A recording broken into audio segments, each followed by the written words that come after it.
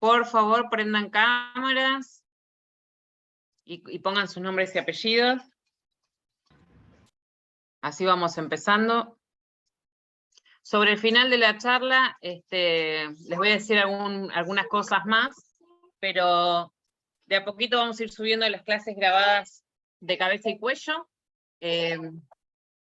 Así que, Pau, ¿arrancamos con fracturas faciales? Súper. Espérate que ya les comparto. Sobre el final de la clase, si mi hija me deja hablar, les voy a dar algunas fechas de parciales y eso. Así que yo diría que vayamos empezando. Ya somos 11. Bueno, Pau, gracias. Gracias, como siempre. Para mí es un placer. ¿Se ve la pantalla? Sí, ¿no? Sí, se ve perfecto. Si podés ponerla completa. Eso estaba tratando, pero no sé por qué. No, espera que voy de nuevo. Dejar de compartir. Compartir pantalla.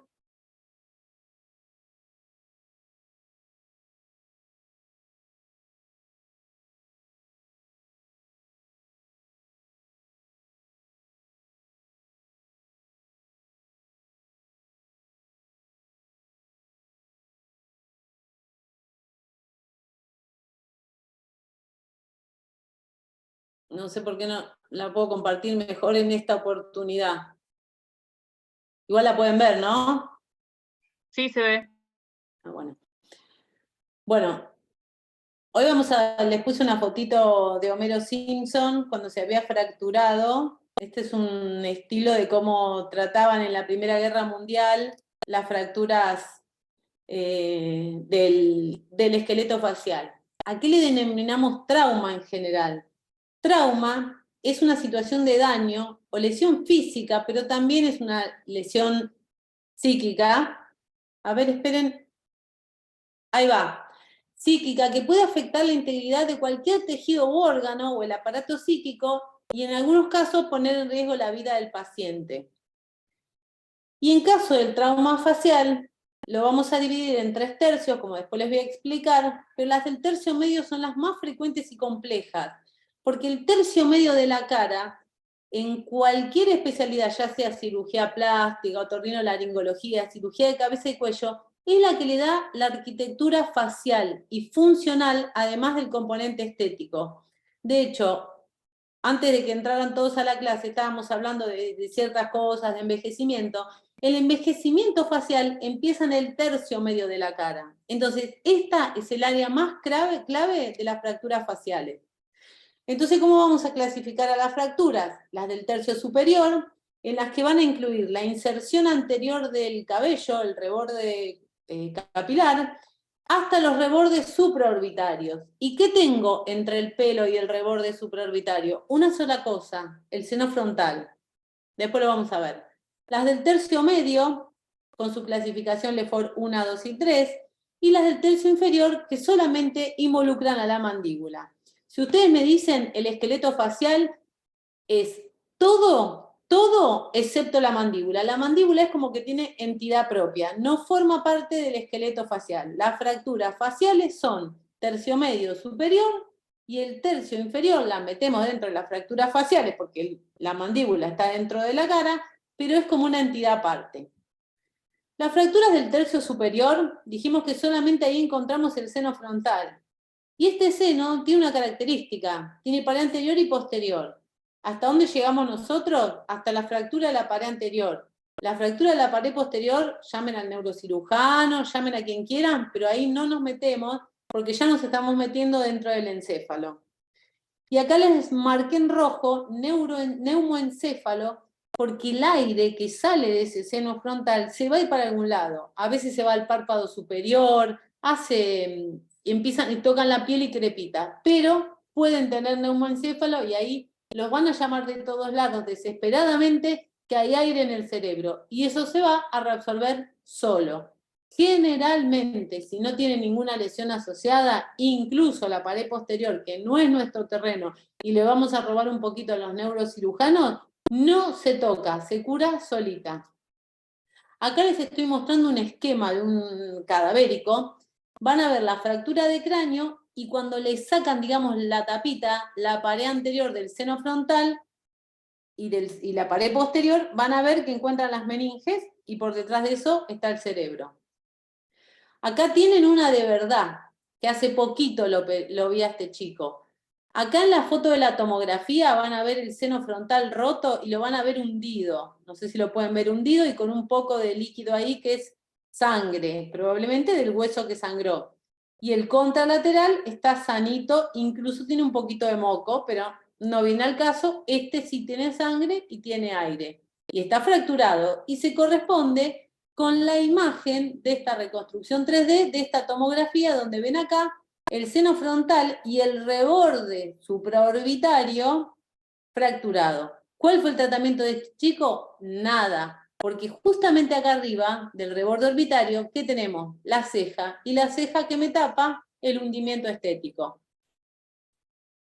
Estas son las más complejas y son las del tercio medio.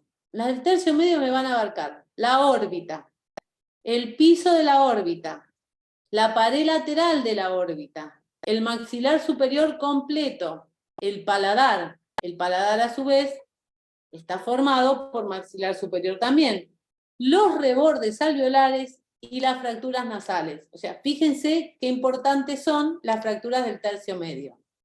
Vamos a empezar por las más fáciles.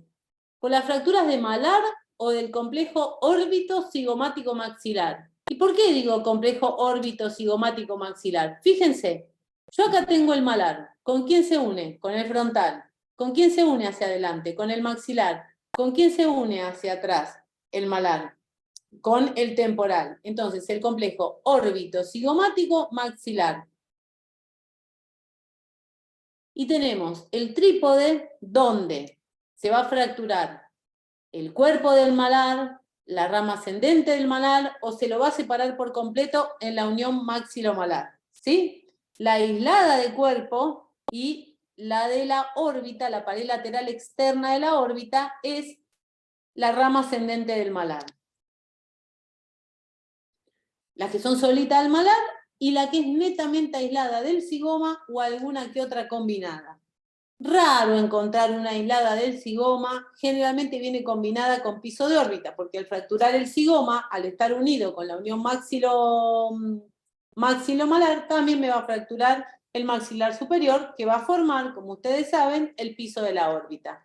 Fíjense acá, puse una tomografía bien típica de una fractura solamente del cuerpo del malar. Solamente el cuerpo del malar. ¿Y cómo abordo esta fractura? Parece una antigüedad, esto sale de la pobreza. Yo hice la residencia de general en un hospital público, pero hoy por hoy es lo más utilizado. Donde está mi dedito, ahí está el hundimiento que le generó la fractura de malar que vieron en la tomografía anterior.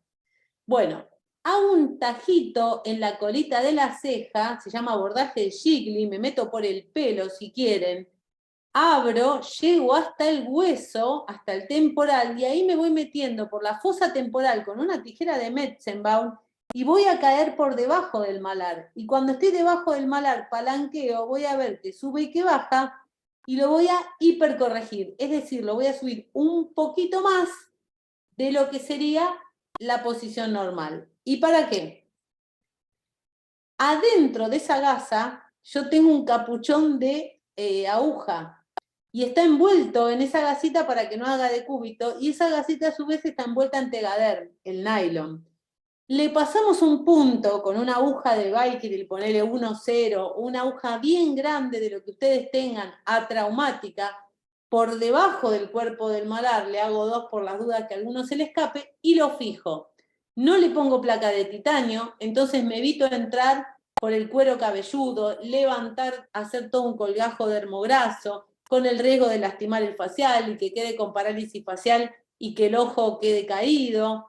Me evito todo esto con un capuchón de aguja sosteniéndolo una semana. Estos puntos no son los más lindos, quiero reconocer, no son los más lindos, pero después el pelo lo tapa. Pero esto, en una semana ustedes le cortan los hilos, sacan ese capuchón y el paciente quedó perfecto, con un abordaje mínimamente invasivo, sin ningún tipo de lesión facial. Insisto, es una fractura de cuerpo del zigoma, aislada y nada más que del zigoma.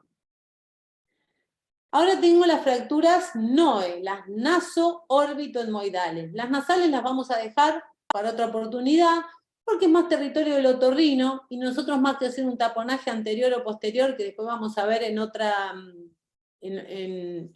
clase, vamos a ver todo lo que es urgencias en cirugía de cabeza y cuello. El complejo naso-órbito-etmoidal. ¿Por qué es importante? Porque está todo en el mismo lugar. El etmoides es como una T, una lámina vertical, una lámina horizontal, y de la horizontal parten las masas laterales del etmoides, que son cavidades neumáticas. Y esas cavidades neumáticas son como airbag, y lo que van a hacer es que cuando te dan una piña en la cara, esas cavidades neumáticas van a reventar y van a hacer como que la presión del golpe vaya disminuyendo justamente para evitar el estallido ocular. Ahora, estas fracturas dicen pues de tipo 1, son unio-bilaterales, de un ojo o del otro, de los dos lados.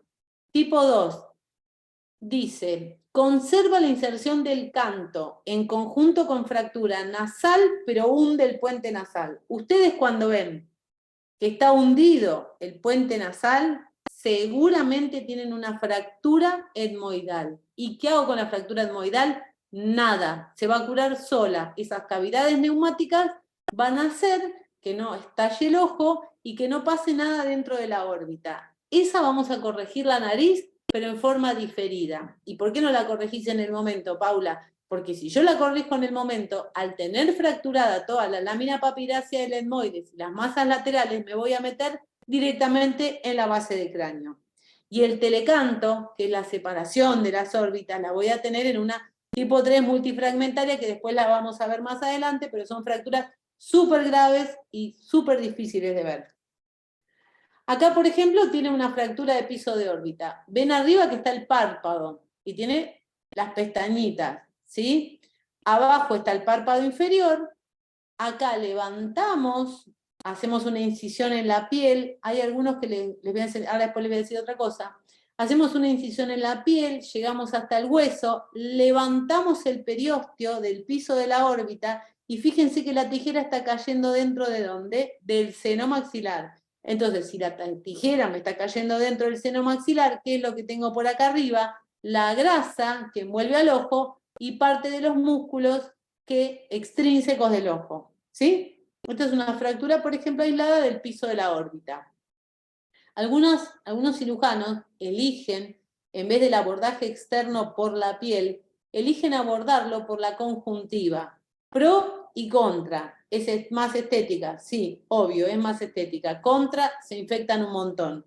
Y la contra es que ustedes tienen que levantar igual el periósteo para poner ahí abajo una malla, para que cuando el ojo caiga no se les caiga el seno maxilar. Esa malla es de titanio y queda mucho más en contacto con el ojo que si le hago un abordaje más inferior. Las pocas que hice no me ha ido tan bien, he tenido problemas, por eso miren que probé bastantes, pero la mayoría no son por problemas técnicos, sino porque la malla toca el ojo, le duele, le cuesta mover el ojo, tiene diplopía cuando mueve el ojo, y la realidad de esta fractura, cuando la vayamos a ver ahora más en detalle, que salgamos del complejo naso-órbito-etmoidal, es que el paciente no tenga diplopía.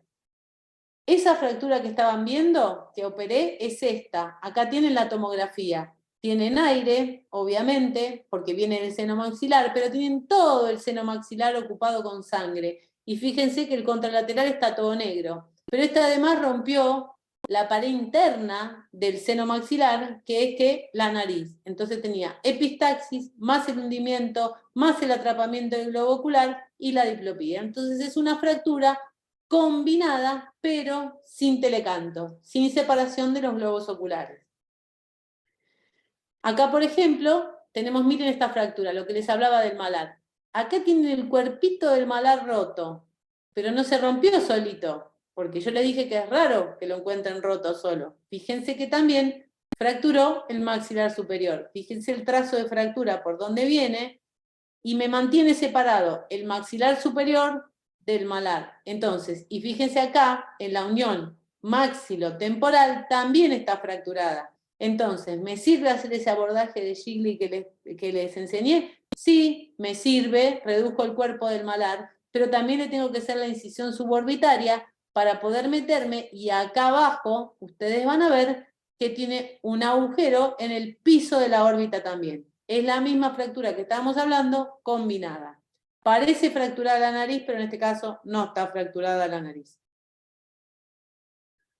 Acá tiene una fractura típica del piso de la órbita, que esta requiere tratamiento, malla en el piso de la órbita, pero tengo que unir los huesos. ¿Y con qué voy a unir los huesos? Con placa de titanio. Generalmente las placas de titanio que nosotros usamos son de 1.5 milímetros, de 2.0. En general en el piso de la órbita usamos de 1.5. Entonces ponemos una placa que tenga un puente que pase por la fractura y la atornillamos en los lados sanos. Acá en esta parte hay un tercer fragmento suelto, que es este pedazo de hueso que está solo, que cuando lo operás lo tenés que sacar porque es un hueso que va a carecer de nutrición y te va a infectar la cirugía y va a hacer que rechaces el material de osteosíntesis. Y también tenés una fractura de la pirámide nasal, pero no la voy a tocar porque esta fractura no está desplazada. Lo que acá pasó fue que lo golpearon, lo fracturaron, le arrancaron un pedazo de hueso, el ojo, que bueno, en la reconstrucción 3D no está, se hunde y cae dentro del seno maxilar, pero por culpa de este tercer fragmento. Y de paso, ya que estamos, miren que tienen 2 caninos incluidos que vinieron de regalo de nacimiento. Acá les hice un esquema de las fracturas de la órbita. Por ejemplo, en la primera, ¿se acuerdan la anterior? ¿Se acuerdan de esta? Es la primera, es esta, donde tengo la pirámide nasal, pero sin desplazamiento, y la fractura del piso de la órbita. Y acá también le falta un pedacito.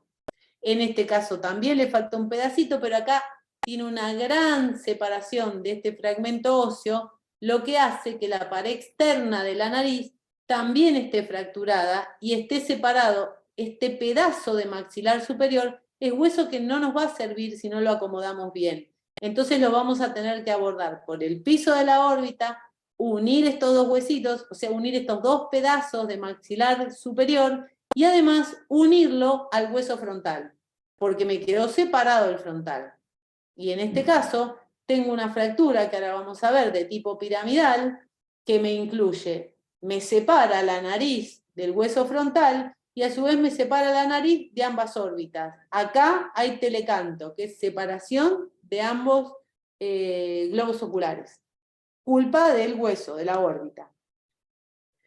Cuando una fractura de piso de órbita es quirúrgica, la verdad que el 90% no son quirúrgicas. Yo cuando empecé la carrera de especialista, un cirujano me dijo, hay fracturas que le sirven al paciente resolvérselas y hay fracturas que le sirve al cirujano resolvérselas. O sea, la mayoría de las fracturas del piso de la órbita no son quirúrgicas y si la operan es porque solo le sirve al bolsillo del cirujano. Solamente el 10% pasan a ser quirúrgicas y de ese 10% tiene que tener alguna de las tres o las tres de las siguientes cosas. La diplopía, que es la visión doble y es la más frecuente. ¿Y cómo hacemos para ver si el paciente tiene diplopía?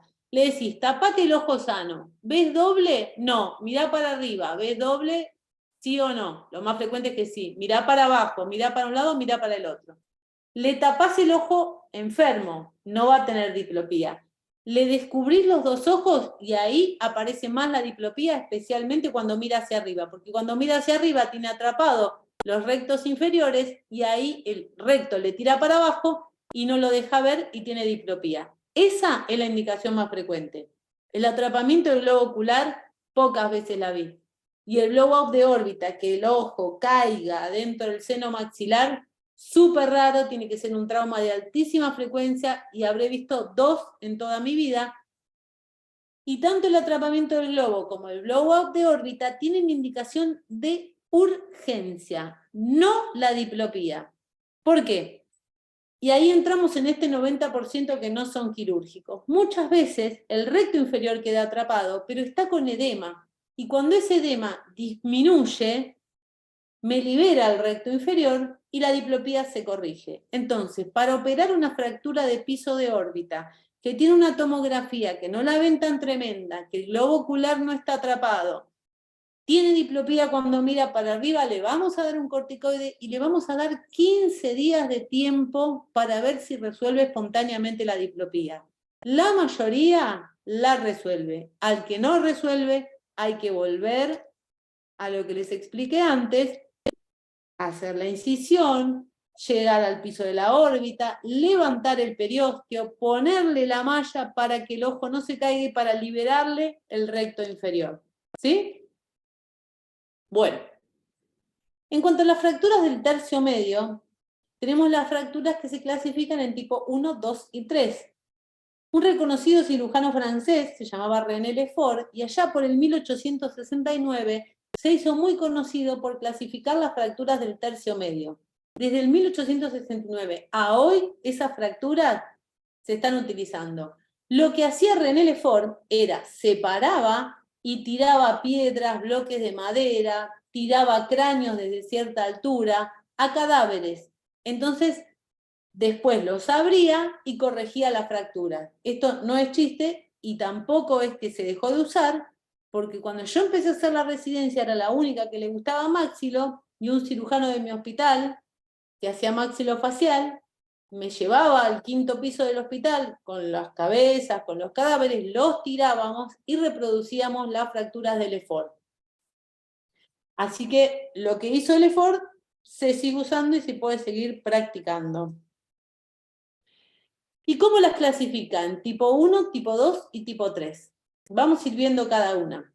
La primera, la que pasa por arriba de la línea maxilar superior, en el medio del maxilar superior, por encima de los ápices dentales, es la Lefort 1.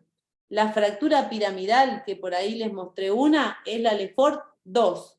Y la disyunción craneofacial, que es la que estamos viendo acá, la que separa el cráneo de la cara, es la Lefort 3. Acá tienen, por ejemplo, unas tomografías de cada una. Después vamos a verlas, pero en la Lefort 1, fíjense acá el trazo de fractura en el medio del maxilar superior. La Lefort 2 es la fractura piramidal. Fíjense que tiene una pirámide. La nariz, la órbita, el maxilar superior, nariz y órbita.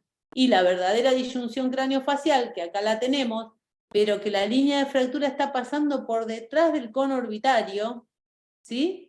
Es la Lefort de tipo 3. ¿Y cuál es el método de estudio? ¿Cuál es el gold standard en el diagnóstico de la fractura? La TAC, sin contraste, y ahora pueden pedir con reconstrucción 3D, como todas estas que les estuve mostrando. Son todas reconstrucción 3D. Hasta mi abuela, que terminó la primaria, se da cuenta que el hombre o la mujer están fracturados. Imposible no ver la fractura. Quizá en las tomografías convencionales es un poco más difícil, pero cualquier tomógrafo, los Tesla, cualquier tomógrafo te hace la reconstrucción 3D. Va en la voluntad del técnico que la haga. La Lefort 1, yo les dije que el trazo de fractura es transverso, es horizontal, afecta al palatino, la parte baja del maxilar y separa el maxilar del esqueleto facial. Y van a tener lo que se llama el paladar flotante. Ustedes lo van a agarrar y el paladar va a estar suelto. Acá la tienen, es la que les mostré en el primer esquemita. La línea de fractura dice que es anteroposterior y va por encima del hueso maxilar. Me va a pasar justo por la mitad de los senos maxilares, o sea que me va a afectar la integridad de los senos. Pasa por arriba del ápice dentario, no tendría que tener ningún problema odontológico ni pérdidas dentarias. Lo importante es que llega hasta atrás, hasta la apófisis pterigoides, y la maniobra para diagnosticarla, como les dije, es tomarle los dientes, la arcada dentaria anterior, y van a ver el paladar flotante. Acá tienen un Lefort 1. Fíjense acá el trazo de fractura. ¿Lo ven? Acá tienen el trazo de fractura que le separó el maxilar y le dejó caer los dientes. Acá este dedito, que no sé de quién es, está teniendo el maxilar, y acá está toda la fractura abierta. Se le levanta el labio, se abre toda la mucosa, y lo que nos encontramos es con esto. ¿Y cómo vamos a poner las placas? Verticales. Verticales para lograr unir lo que queda del maxilar a la otra parte del maxilar superior. Observen algo. ¿Dónde está puesto el tubo? ¿Por la boca? No, está intubación nasal. ¿Por qué tiene intubación nasal? Porque este paciente tuvo que salir con bloqueo. Y esto es un arco de peine. Después le voy a explicar por qué. Este paciente particularmente tuvo que salir con un bloqueo porque era un prognático severo. Entonces, ya que estamos, hicimos una retracción del maxilar superior, era prognático superior, le hicimos una pequeña retracción del maxilar superior y lo corregimos cabalgándolo. Entonces, fuimos hacia atrás con el maxilar y le cabalgó por arriba la parte superior del maxilar. ¿Por qué le dejamos el arco peine? Porque le unimos unas gomitas para después relajarlo y que los músculos pterigoides no me vuelvan a tirar el maxilar para adelante. Pero este fue un caso particular, pero es una fractura súper rara y bueno, no quería dejar de mostrarles la foto. Lefort 2, la fractura piramidal. Generalmente una Lefort 1, la puedes ver una piña, un paciente que se levanta a la noche medio dormido y se cae y no alcanza a poner las manos, una abuela que va caminando por la calle y las veredas están rotas, se tropieza y se cae de trompa al piso y no alcanza a poner las manos porque en una lleva la cartera y la otra lleva el bastón, es lo que veo en el consultorio. Pero estas no. La fractura piramidal es muy típica del que va manejando, generalmente sin cinturón, se choca y se da la cara contra el volante. Y hace esta fractura piramidal. Tiene que ser un trauma de alta energía, bastante, porque pasa por todas las arbotantes de la cara, que ahora les voy a explicar qué son las arbotantes, fractura de la raíz nasal, el zigoma, el maxilar, el etmoides, la órbita, todo lo que habíamos visto acá, allá. Fíjense, raíz nasal la separa del frontal, de la glabela.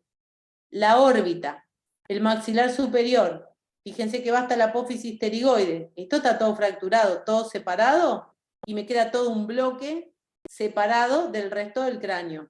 Pero no es la disyunción craneofacial completa. Y acuérdense que la pared medial de la órbita es la lámina papirácea del etmoides. Acá no hago nada, lo dejo ser, lo dejo vivir. ¿Dónde tendría que corregir yo? Y unir acá, la pared anterior del seno maxilar. Con unir esto es más que suficiente. Parece es una fractura súper grave, pero el tratamiento es poner placa de titanio uniendo los maxilares. Si yo uno esto, ya es suficiente, porque esta por contigüidad va a quedar pegada solita. Bueno, les dije que cruzaba el reborde infraorbitario, compromete el arbotante cigomático maxilar y el proceso pterigoides.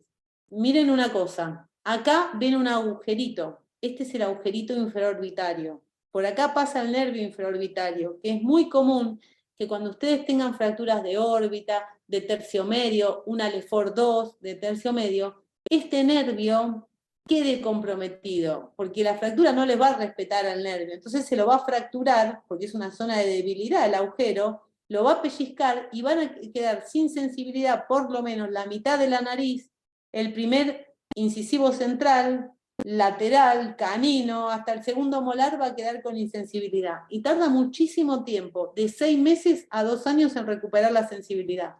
Por eso, ojo también, y no le den bola al anestesista cuando vayan a operar una fractura y infiltralo que le va a hacer bien, va a mejorar el dolor postoperatorio, sí, pero va a difundir la anestesia hacia el infraorbitario y ustedes van a estar un montón de tiempo pensando si esa anestesia fue por la anestesia que ustedes le pusieron o asociada al trauma. Consejo, le cae un paciente con una fractura de lo que sea, del tercio medio de la cara, de la órbita, escriben que el paciente tiene parestesia y lesión del infraorbitario. Lo escriben, lo tenga o no lo tenga, ustedes lo escriben, porque después, si el paciente hace un juicio porque dice que no tiene sensibilidad, porque alguien por ahí le dijo que después de que lo operaron lo dejaron sin sensibilidad en esta zona, y se suma a ese reclamo, le van a decir que ustedes lo dejaron insensible. Entonces, escríbanlo previamente, porque es muy probable que en las maniobras de reducción y osteosíntesis de la fractura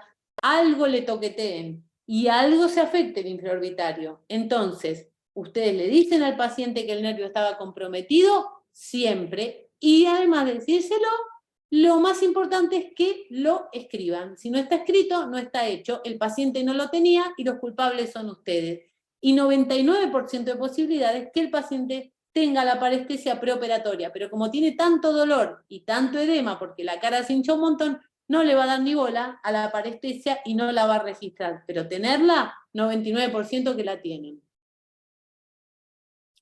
La LeFort 3. La LeFort 3 es la disyunción craneofacial. Uno dice, LeFort 1 debe ser la más fácil y LeFort 3 la más difícil de arreglar. La verdad, no. La LeFort 1 es la más difícil de arreglar porque ustedes tienen que lograr que le coincidan los dientes en su mordida habitual. En la LeFort 3 se separa el esqueleto del tercio medio de la cara del resto del cráneo, pero lo pueden unir. Lo unen por las uniones maxilotemporales, no es tanto problema, ¿sí? No es tan problemática de resolver como la LeFort 1. Ponen placa de titanio uniendo los huesos que están separados y se terminó el problema. Y creo que en este caso le pones una acá y otra acá en estas uniones y es suficiente, porque las partes blandas se van a encargar de mantenerlo en su posición. Acuérdense que el temporal también se inserta en el malar, entonces el temporal me va a tirar el malar para arriba también. Entonces, las características es lo que le dije, la separación del esqueleto facial del cráneo, la disyunción cráneo-facial y la línea de fractura por donde pasa, pared lateral orbitaria, cigomático, etmoides, senos frontales, fenoidal, pterigoides. Y los arcos cigomáticos se separan del esqueleto facial. Entonces, ¿quién me va a separar el tercio medio de la cara del cráneo? ¿Quién me lo va a separar? El arco cigomático. Entonces, resolviendo el arco cigomático, todo vuelve a su posición original. Y después tenemos las fracturas panfaciales, que son las que involucran la fractura del LeFort 1, 2, 3, el cigoma, la órbita, el maxilar inferior. Es la peor. Son los traumas de alta energía. Son las que decís, ¿cómo arreglo esto? ¿Cómo lo diagnostico con una TAC? Y si tenés reconstrucción 3D, mejor. Por ejemplo, la tomografía que les voy a mostrar ahora es de un albañil que se desmayó y se cayó de un andamio de cara. ¿Sí? La fractura panfacial acá hay un esquema, pero puede pasar por cualquier lado. Por ejemplo, esto. Este es el albañil que se cayó de cara desde el andamio. ¿Cómo resolvés esto? ¿Cómo haces que la arquitectura de esta cara tan destruida vuelva a su posición original? No existe. ¿Cuáles son los principios básicos del tratamiento de la fractura? La reducción, es decir, llevar a la posición original o lo más cerca posible a la original lo que me trajo el paciente, ¿sí? Y la osteosíntesis es cómo lo fijo. El problema de acá es el maxilar inferior lo acomodo, no tengo problema. Y me va a quedar bien acomodado porque no son trazos tan desfavorables. Pongo placa de titanio, le hago la reducción, lo acomodo, lo llevo a su posición habitual, le pongo las placas y bueno, puede andar. ¿Qué pasa con lo de arriba? Fíjense que el hemimaxilar izquierdo está totalmente separado, o sea que acá tendría una LeFort 1 más la fractura triple de mandíbula. Tengo una fractura de piso de órbita también, o sea que tengo que acomodar este segmento de maxilar a este pedazo de maxilar y reducir la fractura de la órbita. Por suerte no se fracturó el cóndilo ni el malar de ese lado. Esta fractura que está acá arriba, la de la glabela con la nariz, la puedo dejar que no pasa nada. El problema va a ser del otro lado, porque son todos fragmentos óseos y tienen dientes. Y los maxilares son los únicos órganos, únicos huesos del cuerpo que alojan otros órganos que son los dientes, que tienen vitalidad, que tienen nutrición, que tienen inervación, vena, arteria, tienen todos los dientes. Entonces, y los dientes son únicos e irrepetibles. En este caso, este paciente hubo que sacarle todos los fragmentos de la hemicara derecha, todos, y con la reconstrucción 3D tratar de lograr lo más cercano posible a su realidad y mandarle a hacer una prótesis con impresión 3D de titanio para después abrirlo, ponérsela y reemplazar todos esos huesos rotos. Claramente está, los dientes los perdió, el infraorbitario los perdió y el globo ocular del lado derecho también lo perdió. Yo le hablaba de los arbotantes. Seguramente escucharon cuando estudiaron anatomía, son los arbotantes. Son zonas de hueso más denso, más duro, más compacto. ¿Y qué hace? Protege las cavidades que se alojan en el cráneo y en la cara. Son estructuras muy frágiles. Piensen que en la cara están en el sentido, en la cabeza tienen el sentido del oído, del olfato, del gusto y la vista. Tienen 4. Entonces, esas arbotantes me van a distribuir las fuerzas al macizo facial para evitar que se fracturen las múltiples cavidades que en él encuentran. Y van a encontrar transversos y verticales. Yo les puse maxilar superior amarillo, inferior verde, violeta, el maxilar inferior también, y los verticales rojo y el naso maxilar o maxilar lateral en azul, para que cuando ustedes tengan que estudiar para la clase y la vean, lo puedan ver acá. Acá los tenemos de frente y de perfil. El amarillo es un arbotante obviamente horizontal. Y fíjense que me protege los rebordes orbitarios, parte del maxilar superior donde se engrosa en esta zona donde se va a unir con el malar, y me protege que el piso de la órbita. Así todo, el piso de la órbita es una fractura muy débil y papirácea, y va a decir, ¿y cómo? Si tiene que ser algo duro para proteger el ojo, justamente para proteger el ojo, tiene que ser papiráceo, cosa que si se rompe, estalla y hace que la presión dentro de la cavidad orbitaria no haga explotar el globo ocular, no haga estallar el globo ocular. Y la cara medial, que es la lámina papirácea del etmoide, cumple la misma función. Son los airbags del ojo. Horizontales también tenemos, en violeta, fíjense el maxilar inferior. El maxilar inferior es un hueso que ustedes si se lo tocan, acá en el gonion es un hueso bien compacto, la sínfisis mentoniana es bien compacto, no tanto el cuerpo del maxilar, fíjense que está esfumado el violeta, pero sí hacia arriba, hacia la zona condilia. Pero el cóndilo, acuérdense que tiene un cuello, y este cuellito, después les voy a decir la importancia de esto. Otra horizontal es justamente donde se produce la fractura del Lefort 1, ¿sí? Que es la que fractura el maxilar por arriba de los dientes. Y más así, pero ¿cómo se va a fracturar ahí? Bueno, se fractura justamente por arriba para proteger a quienes, a los dientes, que son los órganos que en este hueso se están alojando. Entonces, prefiere fracturarse el maxilar a la mitad que perder dientes. Los rebordes alveolares también son estructuras de arbotantes. Fíjense que donde insertan el diente, si ustedes se tocan un diente, van a ver que alrededor se notan un relieve y ese es hueso más compacto que me protege los dientes.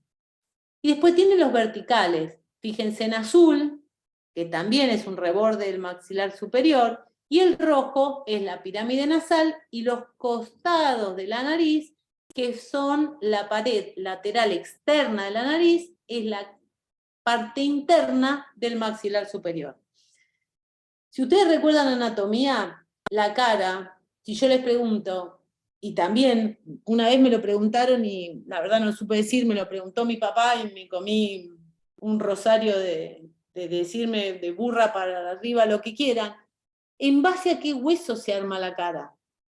La cara se arma en base al etmoides, que está acá, que es el triángulo, que le decía que es la lámina vertical, la lámina horizontal, las masas laterales, y en base a eso se va armando el esqueleto facial dentro de la vida intrauterina. Y es así que esas cavidades neumáticas son mis airbags y me van a proteger el olfato y la vista, lo cual no es poco.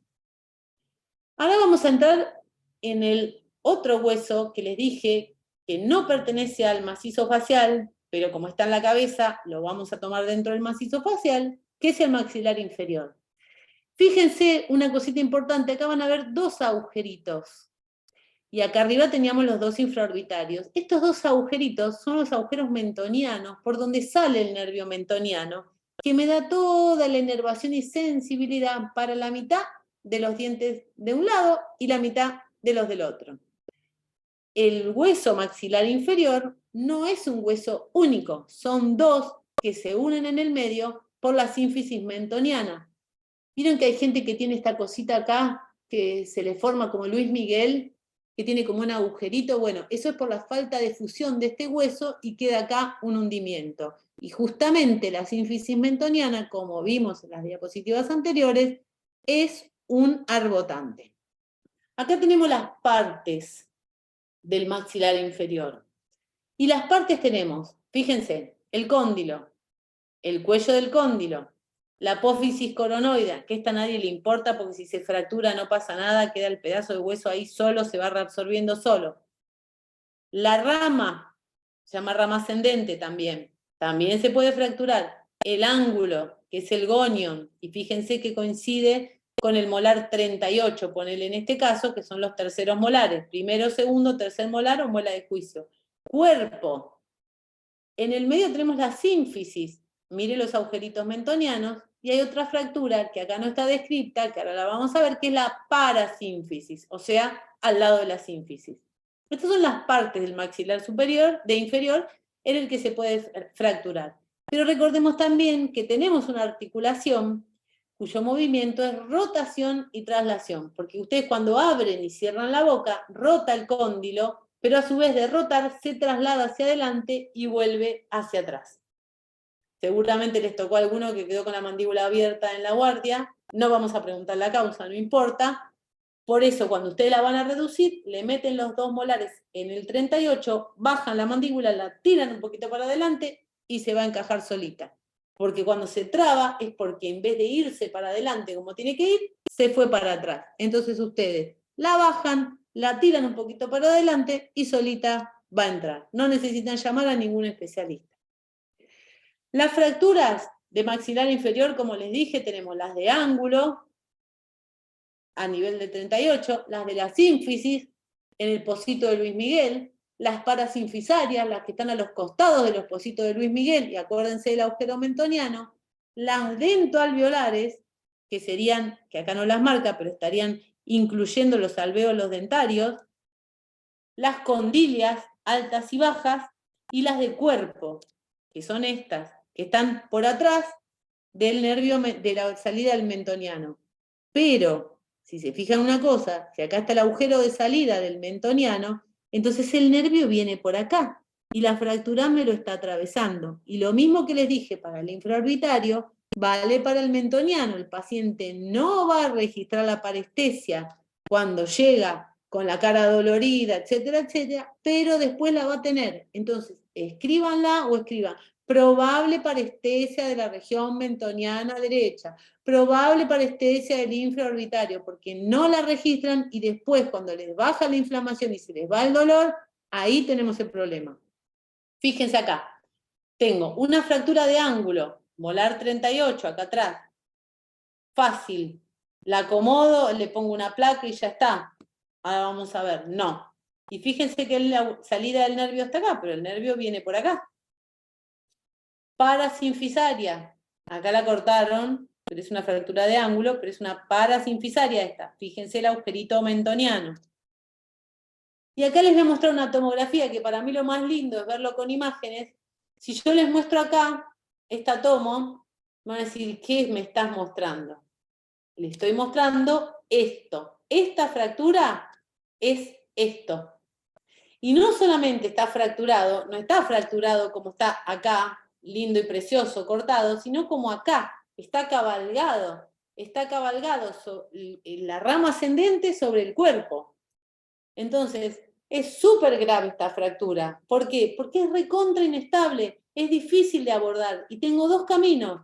O la abordo por la piel, levanto toda la piel, me saco la glándula submaxilar, la parótida de encima, con riesgo de lesionar el nervio de Jaffe, que vimos la semana pasada, uno los cabos, le pongo la placa, lo cierro, me voy, soy un héroe, o soy más heroína si entro por la boca, acomodo la fractura, o sea, hago la reducción. ¿Y cómo hago la reducción?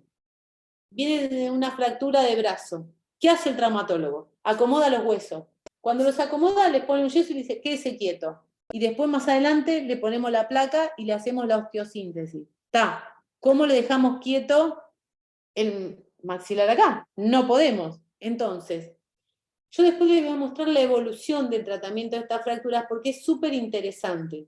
Yo lo que le hice a este chico, le puse 3 tornillos en el maxilar superior que se llaman IMF, tornillos de fijación intermaxilar. 3 tornillitos abajo, lo alambré, lo llevé a su posición original y ¿qué me fijé? Que los caninos coincidan con los caninos, es decir, fosa canina con fosa canina, fosa canina con fosa canina. Si me coincide el canino, fenómeno. Esa fractura está bien reducida.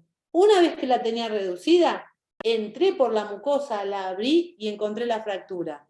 Y me costó 40 minutos, una hora, tratar de acomodarle 1 milímetro que tenía cabalgado para ese momento, porque si no, no me coincidían después los dientes cuando le saqué el bloqueo.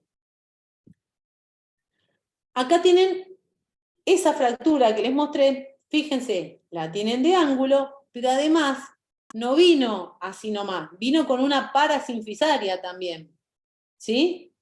Entonces, bueno, le corregí la fractura, le alineaste la del... Y fíjense que tiene acá también, pero esta se va a corregir solita con la posición.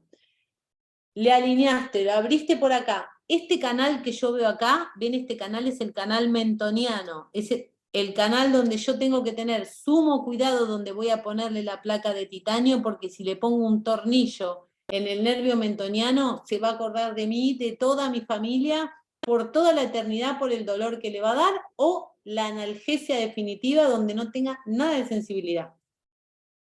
Acá tienen, por ejemplo, una fractura parasinfisaria. Esta es fácil de resolver. No le pongo ni bloqueo ni nada. Abro la mucosa, le pongo la placa que a mí me parezca en ese momento que me lo va a sostener. Listo, el paciente se va a la habitación, primeras 24 horas dieta líquido y después come.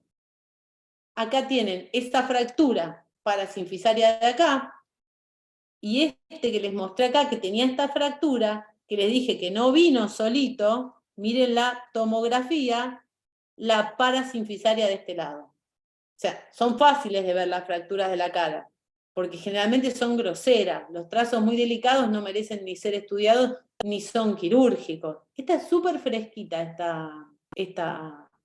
esta tomografía. Y es del mismo chico, y es un jugador de rugby profesional. Bueno, vimos las de cuerpo. ¿Sí? Vimos la sinfisaria, la parasinfisaria, la de Luis Miguel y la de para Luis Miguel.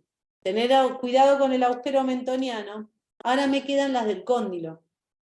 Las fracturas de cóndilo son sumamente problemáticas en el tratamiento, porque algunos cirujanos te van a decir, no la toques, otros van a decir, no lo abordes, métele placa, no le metas placa, no lo bloquees, bloquearlo es una barbaridad. Estamos como todos peleándonos y vos bloqueás a uno y de repente cae con otro y le dice, qué bestia, el que te bloqueó no se usa más. La realidad es la siguiente. El paciente no va a hacer caso 100% de lo que uno diga, va a hacer caso un 60, un 70%. Si yo tengo la fractura, a ver si está acá, esperen, no. Si yo tengo la fractura en el cóndilo, específicamente en el cóndilo, es intracapsular. Generalmente no le hago nada, porque si está partido en el medio, pero está ahí metido dentro de la cápsula y la cápsula lo sostiene, nada. Ahora, si se corrió 1 milímetro y me corre la mordida, lamentablemente lo vamos a tener que bloquear. ¿Qué es bloquear? Los tornillos que le dije y fijarlo con alambre o con bandas elásticas, dependiendo de la gravedad de la fractura, o con lo que después les voy a mostrar. Las fracturas de cuello de la mandíbula. Espérenme que les voy a mostrar una foto. Volver. El cuello es está por debajo del cóndilo, es una zona de debilidad. ¿Y cómo se fractura el cóndilo? Cuando te caes de pera, para evitar que el cóndilo se meta dentro de la base del cráneo y se meta dentro del cráneo, se fractura el cuello del cóndilo. Entonces, cuando se me fractura el cuello del cóndilo, ahí sí estamos en un problema, y ¿qué es lo que tenemos que hacer? Bloquearlo, nos guste o no nos guste. Espérenme. Quiero volver a algo. Acá está. La subcondilia, la del cuello o la de un poquito más abajo del cuello, lamentablemente, hoy por hoy, el bloqueo intermaxilar con los elementos que yo les voy a dar ahora es la que prima. Miren una fractura subcondilia. Está bien, no es el mejor estado bucodentario que les pude haber presentado, pero fíjense cómo le tuerce la mandíbula una fractura de 2 milímetros abajo del cóndilo. ¿Y en qué consta el bloqueo del maxilar? El bloqueo del maxilar es tener la boca cerrada. Antes, como la foto de Homero Simpson que le mostré, eran tutores externos. Después vino, la gente le dice arco peine, pero no, es arco de peine por el italiano que lo inventó, que es este chico que yo le mostré, que tenía la fractura del EFOR 1, que le dije que lamentablemente tuvimos que poner arco de peine, porque no habían llegado los tornillos de fijación intermaxilar, la ortopedia no los había mandado. Y aprovechamos de paso para atrasarle un poquito la mandíbula, pero ese es un arco de peine. Otro es el arco de Ehrlich. Hace años que no veo un arco de Ehrlich. Es como el arco peine, pero es como una viborita, y ustedes fijan, alambre arriba, alambre abajo, alambre arriba, alambre abajo, y lo que a mí me encanta, que son los tornillos de fijación intermaxilar, que ahora se los voy a mostrar. Primera Guerra Mundial, así reducían la fractura de maxilar. Te tenían atado, sin comer, sin absolutamente nada. Evolución, el arco peine. ¿Sí? Este es el arco peine. Alambran los dientes al arco y ven que tiene acá arriba como unos balconcitos. Bueno, una cosa que les voy a explicar. Los balconcitos del maxilar superior apuntan para arriba y los balconcitos del maxilar inferior apuntan para abajo. Anécdota. Sanatorio de la Trinidad Mitre, fractura de maxilar inferior, nos dice a Emiliano y a mí, Emiliano es mi coequiper, mi papá dice, ¿empiezan ustedes? Sí, sí, nosotros vamos y le ponemos el arco, quédate tranquilo. ¿Lo saben poner? Ay, ¿cómo no vamos a saber poner un arco peine? ¿Qué hicimos? Invertimos. Los balconcitos del de arriba miraban para abajo y los de abajo para arriba. Sacar todo el alambre y ponerlo todo de nuevo. Poner este arco peine te saca de media hora a 40 minutos. Sacarlo y volverlo a poner, perdiste 1 hora y media aproximadamente. Y es re molesto para el paciente. Yo creo que ponerse 3 pares de bracket a la vez no es tan molesto como el arco peine. Y la evolución del arco peine son los tornillos de fijación intermaxilar y las banditas elásticas. No más fijación con alambre, solamente uso la fijación con alambre para reducir la fractura, ir, poner la placa y después soltarlo y dejarlo con gomas. Esta sonrisa es este chico que les voy a mostrar ahora.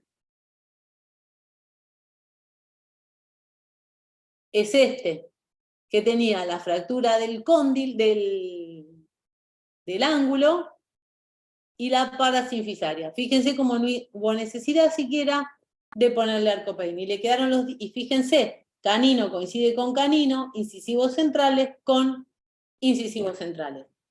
Creo que es un montón. No sé si me quieren hacer alguna pregunta. Traté de lo más clara posible y ponerle la mayor cantidad de imágenes que pude, que creo que lo que más clarifica es ver una imagen real. Pero si tienen alguna duda, a disposición. Pregunten. Bueno, mucho silencio para variar lo que hablábamos hoy. Mucho silencio. Espero que no tengan dudas. La clase estuvo muy buena y las imágenes, la verdad que, Pau, son súper orientadoras, porque por ahí, si no lo ves en la imagen, es difícil de hacerte a la idea, pero una vez que ves las tomografías y las fotos que subiste, es mucho más claro, con los diagramas, cuando pusiste los colores, todo eso ayuda. Yo sé, eso ya lo tienen para que lo miren. Yo sé que para segundo año es difícil, es patología que cuesta un montón, es de especialista, traté de ir súper básico, no les puse ni placa de titanio, ni grosores, ni nada de eso, porque la verdad que no les va a servir ahora.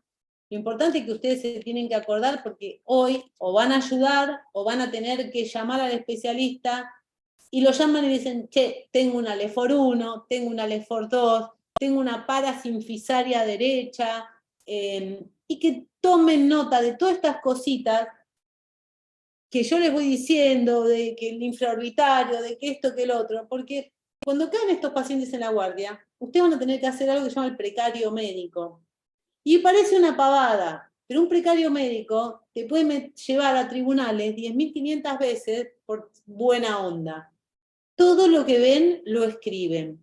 Por ejemplo, el paciente viene y dice, mi vecino me dio una piña.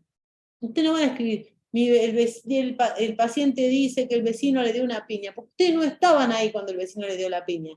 El paciente ingresa con una lesión. refiere de tanto tiempo de evolución, presenta una equimosis de tanto por tanto centímetros en tal región, refiere parestesia de Con esas cosas piolas que ustedes hacen, que describen lo que ven, no lo que les dicen que pasó. El paciente fue chocado por un tren en la mitad de la estación. No, señores, ustedes no estaban ahí. Que se ocupe de eso la policía criminalística. Accidente en la vía pública y el paciente ingresa con fractura parasinfisaria, con esto, pérdidas dentarias. ¿Qué diente perdieron? Que la semana que viene les voy a enseñar cómo contar los dientes, porque la mayoría no lo sabe, y cuando describen una historia clínica, a mí me llegan, qué sé yo, el molar 44, que no existe, qué sé yo. Y si no hacen maxilofacial, no hacen cabeza y cuello, queden bien con el especialista y digan, mirá que lucio este cirujano, tengo un colon, se lo voy a derivar a Orlando, a Juan Ignacio, a Camila Rodríguez, al que sea. Porque es lúcido, porque si sabe de mi especialidad, probablemente sepa más de la suya. Así que bueno, siempre a disposición para lo que necesiten, chicos. Si hay algún tema específico que quieran ver, que quieran que les prepare, yo de mil amores lo hago. Lo que ustedes precisen, estoy a disposición. ¿Sí? Genia, Pau, muchas gracias, como siempre, clarísima.